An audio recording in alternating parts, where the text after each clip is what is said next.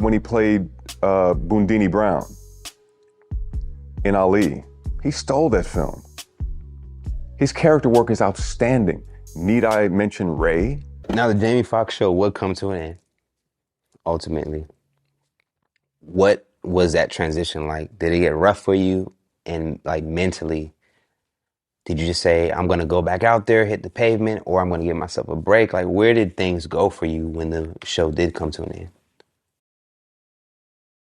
Fortunately for me, it wasn't that long at all after the show ended that I went right to a series called The District.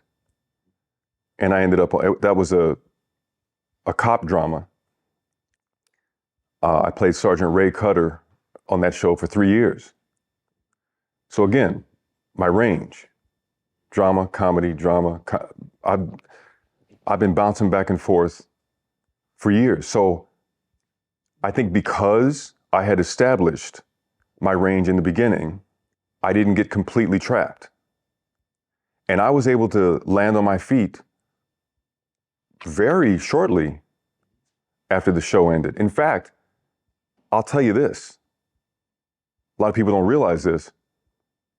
In the latter part of our run, ABC hired me to play Dennis Rodman. Okay. Like a movie? The Michael Jordan movie? No, they did a story on Dennis Rodman. It was a television movie. It was based off of real life experiences with him. And unfortunately, the producers of our show couldn't find a way to work the schedule out with the producers of the Rodman project. So ultimately, of course, because I was contractually bound to Jamie's show, that took priority, and I had to turn the role down. So they went with their alternate choice. But anyway, I brought that up because work opportunities, thank goodness, were still plentiful for me. And like I said, that Dennis Rodman project, that happened even right before the show ended. Gotcha. But we were still in production, so I couldn't go off and do it. But I was able to land on my feet. I started doing The District. I started doing voiceover work. I started doing movies of the week. So the work remained, but the question that, I ultimately we narrowed in on was the perception of you were not as visible. We don't see you as much. How do you respond to that when people be like, what you been up to? Like, what you got going on? It is a perception of the perception is that we don't know what you're doing. So how do you respond to people that have that perspective of you and don't realize how much you've actually been doing? I respond by saying, I'd be appreciative if you took a look at my resume. Check out IMDb, imdb.com, and you can see everything I've been doing since Jamie's show. Do you feel like you can top the Jamie Foxx role? Of course.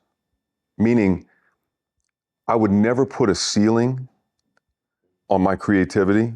The Jamie Foxx show was no doubt a dear and special experience for me, but I wouldn't look at it and say, oh, I'll never be able to top that role. Because first of all, I wouldn't even want to, let's say I'm on another comedic series. I wouldn't want to then compare the work that I do on that show to the choices I made with Braxton. Two different worlds, it would be two different characters. But I will say, when it comes to chemistry, you can't buy it, you can't work on it. It's either there or it isn't. My chemistry with Jamie speaks for itself. This is a strong question. Just getting the setup. Hit me with it. Jamie, well, it was already his show coming out the gate, but you are just as talented to match up with him. Why do you think Jamie continued to go in that direction, and then kind of your career didn't necessarily go with the momentum that you built up on the show? I think that's all in perception because, again, in my career, I continue to work extensively. Not in A films Yeah, why no films? like Jamie. The film world is a difficult nut to crack. It's a difficult nut to crack. Quite honestly, this is a tough thing that I'll share with you because again, it's a bittersweet thing where I'd love to be in a film with Jamie. I can only guess as to why that hasn't happened, but all it is a guess. And that would be, I'm assuming that if people saw us together in a film, there would be those who would get the biggest kick out of it, thoroughly enjoy it, and welcome it. But there might be, again, it's just a guess, there might be some producers who would be casting said project who would think, well, wait a minute, that's Braxton and Jamie. You get what I'm saying? And yet as an actor, look at Jamie. The man couldn't be more versatile. He's a powerhouse of talent. How's that relationship? Nothing but mutual respect. Anytime I see Jamie, everything's cool. There's history there that is truly appreciated by both of us. We don't stay in touch on some regular basis or whatnot. The last time I talked to him, he called me and invited me out to his spot to be part of this charity event. And that was cool. We had a great time together, catching up and whatnot. But like I said, I haven't talked to him for a while, but anytime we see each other, there's nothing but mutual respect. I think Jamie deserves every single bit of the success that he's experiencing. He's a force. He definitely is. I mean, I knew about his ability to play the piano because that's what he went to college for. He studied piano, I believe at the University of San Diego. Okay. I'll look it up while you talk. Yeah, I think that's, if I'm not mistaken. He studied piano, and here's a guy who's, as a character actor, for example, look at when he played Boondini Brown in Ali. To me, he stole that film. He stole that film. His character work is outstanding. Need I mention Ray?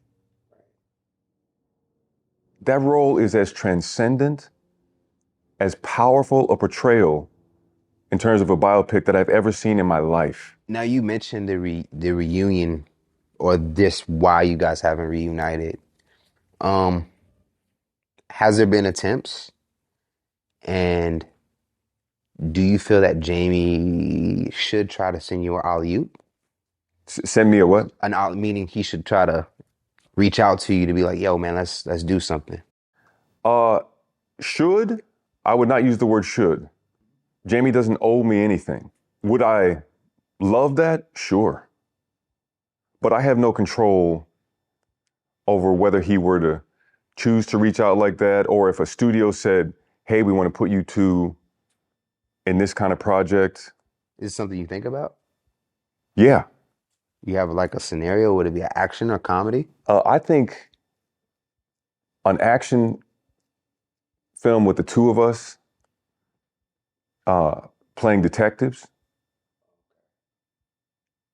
the room for not only hard-hitting drama in it, but crazy good comedy,